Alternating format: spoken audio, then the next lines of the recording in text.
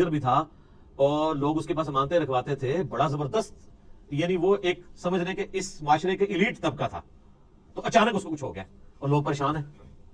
ظاہر ہے جس نے 40 سال تک کوئی بات ہی نہ کی ہو اس ٹاپک پہ, اور اب وہ کہے کہ میں اللہ کا پیغمبر ہوں, مجھ پہ یہ کلام نازل ہوئے, تو لوگ تو پریشان ہو جائیں گے.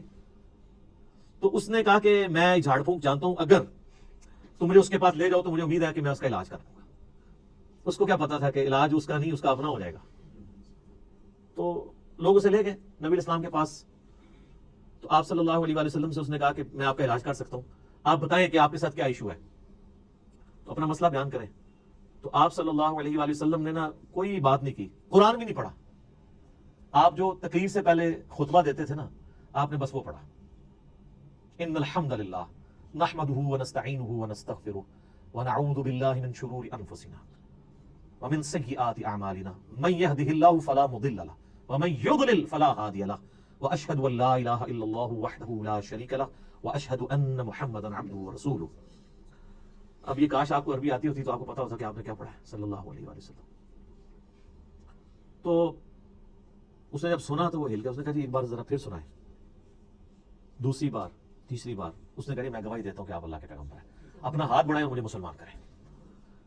تو حالانکہ جو بندہ ایکسپرٹ تھا جادوگری کا, اس نے بھی کلام سن کے, قرآن نہیں صرف آپ علیہ السلام کا عام کلام سن کے, اس نے کہا نہیں, جنات جن لوگوں کے اوپر اثر ہوتا ہے ان کا اس طرح کا کریکٹر نہیں ہوتا, وہ اس طرح کی باتیں نہیں کرتے, ان کی باتیں تو آل فال ہوتی ہیں, اتنی پریسائز باتیں نہیں ہوتی ہیں.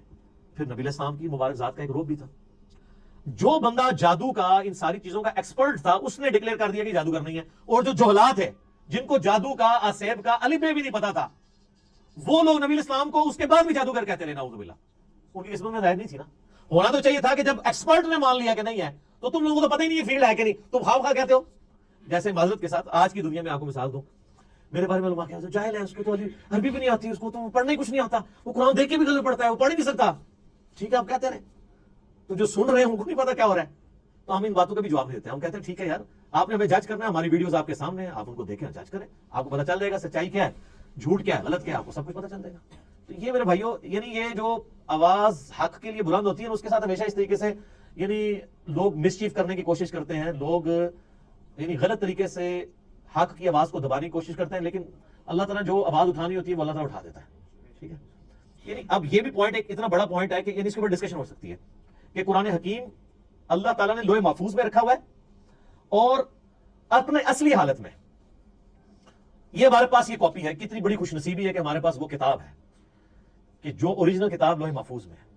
سورہ زخرف کے سٹارٹ میں بھی ہے نا, اللہ تعالیٰ نے فرمایا کہ یہ کتاب جو ہے ام الکتاب, کتابوں کی ماں, اللہ کی ہارڈ ڈسک لوح محفوظ کے اندر ہمارے پاس ہے. اور یہ یاد رکھیے گا, یہ مصحف جس ترتیب میں ہمارے پاس موجود ہے نا, اسی ترتیب میں لوح محفوظ پہ لکھا ہوا ہے, اگرچہ اس کی ترتیب نزول یہ نہیں ہے. مصحف کی ترتیب آپ پتہ ہے, سورۃ العلق کی پہلی 5 آیات نازل ہوئی ہیں, وہ تو پارہ نمبر 30 میں ہے. سورہ بقرہ جو ہے وہ اس وقت نازل ہوئی ہے جب 2/3 قرآن نازل ہو چکا ہوا تھا, مکی قرآن, وہ شروع میں ہے. لیکن اللہ کے پاس لوح محفوظ میں اسی ترتیب میں وہ اللہ تعالیٰ نے اس کتاب کو سرکمسٹانسز کے اوپر نازل کیا ہے. اور یہ اس قرآن کی سب سے بڑی خوبی ہے جو کسی اور الہامی کتاب میں نہیں ہے, کہ جو سرکمسٹانسز کے اوپر نازل ہوئی ہے, اور مسلسل 23 سال تک. علمی پوائنٹ نمبر 5 میرے بھائیو, قرآن حکیم ہمارے محبوب صلی اللہ علیہ وآلہ وسلم کا واحد معجزہ ہے جس کی بنیاد پہ ہم نبی علیہ السلام کے لیے نبوت کلیم کرتے ہیں. ویسے تو آپ کے ٹینجیبل فارم میں فزیکل فینومینا آف نیچر کو توڑنے والے, قانون قدرت کو توڑنے والے کتنے حصی معجزات بخاری مسلم میں رپورٹ ہوئے ہیں. میں نے 4 لیکچرز ریکارڈ کرائے ہیں اس کے اوپر, مسئلہ 131A B C D. لیکن دعوی نبوت جس معجزے کے اوپر ہے وہ یہ کتاب ہے. کیوں؟ آپ علیہ السلام کی نبوت قیامت تک کے لیے تھی. آپ کا معجزہ بھی ایسا ہونا چاہیے تھا جو قیامت تک کے لیے آپ دکھا سکے. آج حضرت عیسیٰ علیہ السلام کا معجزہ, مردوں کو زندہ کرنے والا, کوئی عیسائی ہمیں دکھا سکتا ہے؟ ہم بھی مانتے ہیں عیسیٰ علیہ السلام کو, ہم بھی نہیں دکھا سکتے.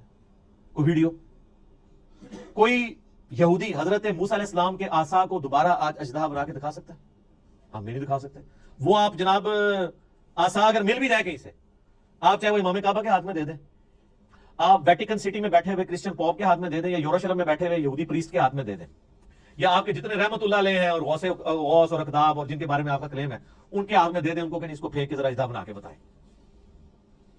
نہیں بنا سکتے. وہ حضرت موسیٰ کے ہاتھ تک ہی معجزہ تھا. لیکن یہ وہ کتاب ہے جو نبی علیہ السلام کے پاس معجزہ, صحابہ کے پاس معجزہ, تابعین تبع تابعین قیامت تک آنے والے آخری انسان کے لیے بھی معجزہ ہے، مسلمان نہیں، انسان کے لیے بھی، اور ہر زمانے کے ٹیسٹ پہ پورا اترتا ہے۔ اسپیسیفکلی تو یہ پورا اترا اس ٹیسٹ میں کہ عرب کے لوگ اپنے آپ کو اتنا بڑا فصیح اللسان سمجھتے تھے کہ وہ ادر دین جو نان عرب ہیں، عربیوں کے علاوہ جو لوگ ہیں، ان کو وہ کہتے تھے کہ اجمی ہیں، گونگے، یہ بول نہیں سکتے۔ اور یہ حقیقت ہے کہ عربی لوگوں کی فساد اتنی تھی کہ وہ عام گفتگو بھی شاعری کے انداز میں کر لیتے تھے فی الودی۔ لیکن جب قرآن نازل ہوا، ان بڑے بڑے شعراء نے بھی اپنے کلام پھاڑ دیے کہ یار یہ کلام کمال کلام ہے۔ موسیٰ علیہ السلام کے زمانے میں جادوگری عروج پہ تھی، اللہ تعالیٰ نے موسیٰ علیہ السلام کو ایسا معجزہ دیا، جادوگر بھی سجدے میں گر پڑے۔ کتنی دفعہ قرآن میں یہ واقعہ آیا، اور وہ بہت بڑا معجزہ تھا۔ لکڑی کا اژدہا بننا یہ بہت بڑی چیز ہے۔ پلانٹ کنگڈم اینیمل کنگڈم میں بدل رہا ہے، اور پھر اینیمل کنگڈم پھر پلانٹ کنگڈم میں۔ اس کو ذرا امیجن کریں۔ عیسیٰ علیہ السلام کے زمانے میں طب، ڈاکٹری بڑی عروج پہ تھی، ان کو بڑا فخر تھا، لیکن کوئی ڈاکٹر مادرزاد کوڑی اور اندھے کو آنکھیں دے سکتا ہے؟ قرآن حکیم میں سورہ مریم کے اندر، سورہ مائدہ کے اندر حضرت عیسیٰ علیہ السلام ہاتھ پھیرتے تھے، آنکھیں آ جاتی تھی۔ سارے ڈاکٹر فیل ہو گئے، انہوں نے کہا یہ ڈاکٹری سے آج بھی پاسبل ڈاکٹری سے؟ آنکھ کسی بندے کی آپ لگاتے ہیں دوسرے کو، اور آنکھ ہو ہی نہ، اس میں مٹی رکھ کے اور ایک پرندے کی مورت بنا کے مٹی کی پھونک مارتے تھے، اللہ کے اذن سے وہ پرندہ بن جاتی تھی۔ اب کون سا ڈاکٹر یہ کام کر سکتا ہے؟ قرآن حکیم کے زمانے میں شاعری عروج پہ تھی، اللہ تعالیٰ نے کلام بھی ایسا دیا کہ شعراء فیل ہو گئے، لیکن یہ اس پہ ختم نہیں ہے۔ قیامت تک کے لیے جو جو وقت کا ٹیسٹ آئے گا اس پہ کتاب پوری اترے گی۔ آج سائنس کی دنیا ہے، قرآن حکیم سے کوئی ایک آیت بھی نہیں بتا سکتا جو اسٹیبلش سائنس، ہائپوتھیسس تھیوری نہیں، اسٹیبلش سائنس کے خلاف ہو۔ اس کے برخلاف ہم آپ کو کئی باتیں بتا سکتے ہیں جو قرآن حکیم ایسی کرتا ہے جو پرانی سائنس ان باتوں کی تصدیق نہیں کرتی تھی، لیکن آج کی سائنس ان باتوں کی تصدیق کرتی ہے۔ جس میں سب سے بڑی بات، ہم نے اپنے بچپن میں یہ چیزیں پڑھی ہوئی ہیں کہ جی زمین جو ہے وہ ساکن ہے اور سورج اس کے گرد چکر لگاتا ہے۔ شروع میں بچوں کو سمجھانے کے لیے پڑھا دیتے تھے نا، بعد میں پھر وہ چیزیں، لیکن یہ سٹارٹ بھی ہوئی تھی تھیوری سائنس میں۔ قرآن بہت پہلے سے کہہ رہے ہیں کلٌ فی فلک یسبحون، تمام اجرام فلکی جو ہے وہ تیر رہے ہیں آسمان میں، اور تیرنا بیک وقت تیرنے میں ایک چیز فلوٹ بھی کرتی ہے اور اپنے محور کے گرد بھی گھومتی ہے۔ جو بھی آپ کوئی بھی گول چیز اگر سمندر میں پھینک دے نا وہ فلوٹ کرنے کے دوران اپنے محور کے گرد گھومے گی بھی ان ویوز کی وجہ سے۔ اللہ نے لفظ بھی ایسا استعمال کیا کہ نہ صرف وہ کسی اور چیز کے گرد ریوالو کر رہی ہیں بلکہ اپنے ایکسس کے گرد، اپنے محور کے گرد بھی وہ چیزیں گھوم رہی ہیں۔ تو قرآن حکیم تو اس چیز کو پہلے ایڈریس کر چکا ہے۔ اس حوالے سے آپ ایک میرا کلپ بھی ہے Quran and modern versus modern science, وہ آپ دیکھ لیں۔ ڈاکٹر ذاکر نائک کا بھی ایک ویڈیو ہے پرانی، پھر انہوں نے دوبارہ سے ریکارڈ کرائی تھی، وہ بھی آپ دیکھ لیں۔ ڈاکٹر مورس بوکائل ایک فرینچ سرجن تھے جو مسلمان ہوئے، تو انہوں نے کتاب وہ لکھی Bible Quran and science, Urdu میں ترجمہ ہوا، لیکن وہ ترجمہ بھی اردو والا بھی اتنا مشکل ہے کہ عام بندوں کو سمجھ نہیں آتا، بہتر یہ کہ آپ اسے انگلش میں ہی پڑھیں۔ تو انہوں نے یہ ثابت کیا کہ اس ماڈرن دور میں جتنی بھی الہامی کتابیں ہیں وہ سائنس کے ٹیسٹ کو پاس نہیں کرتی سوائے اس کتاب کے، ان میں سائنٹیفک فالٹ موجود ہے۔ وہ فالٹ اس لیے نہیں ہے کہ ان کتابوں میں کوئی اللہ تعالیٰ کو کوئی غلطی لگی ہے، وہ اس لیے کہ وہ کتابیں ٹیمپرڈ فارم میں تعریف شدہ ہے، یہ کتاب محفوظ ہے۔ وہ بھی اگر محفوظ ہوتی تو اس میں کوئی اینٹی سائنس سٹیٹمنٹس نہ آتی۔ تو یہ ایک علیحدہ سے ٹاپک ہے، گھنٹوں بولا جا سکتا ہے، لیکن میں اسے اسکپ کرتا ہوں۔ علمی پوائنٹ نمبر 6، اور وہ ہے میرے بھائیوں قرآن حکیم کی پیش گوئی اگلی کتابوں میں بھی موجود ہے، اس سے پہلے جو گزر چکی۔ اگلی سے مراد ہوتا ہے جو آگے گزر چکی۔ ہم ویسے اگلی سے مراد کرتے ہیں جو آگے آنے والے ہیں، لیکن اردو تھوڑی سیکھیں۔ اگلے سے مراد ہوتا ہے جو پہلے لوگ گزر چکے ہیں، ہم پچھلے ہیں جو پیچھے پیچھے ان کے آ رہے ہیں، کیونکہ لوگ اپنی منزل کی طرف جا رہے ہیں نا۔ صحابہ کرام ہمارے اگلے ہیں، ہم ان کے پچھلے ہیں۔ تو جن کو اردو نہیں آتی وہ بیچارے الٹ سمجھ رہے ہوتے ہیں۔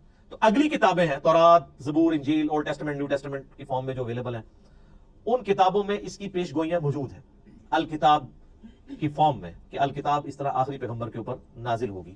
نبی علیہ السلام کی پریڈکشنز موجود ہیں۔ سورۃ الاعراف میں آتا ہے، اللہ تعالیٰ فرماتا ہے کہ ان کے اندر وہ پیغمبر آئے ہیں جن کی یہ پیش گوئیاں تورات اور انجیل کے اندر لکھی بھی پاتے ہیں۔ سورۃ الانعام کے اندر آیا کہ یہ پروفٹ وہ ہیں کہ یہ اپنے بیٹوں سے زیادہ ان کو پہچانتے ہیں، کہ یہ وہی پیغمبر ہیں جن کی پریڈکشنز تورات اور انجیل کے اندر موجود ہیں۔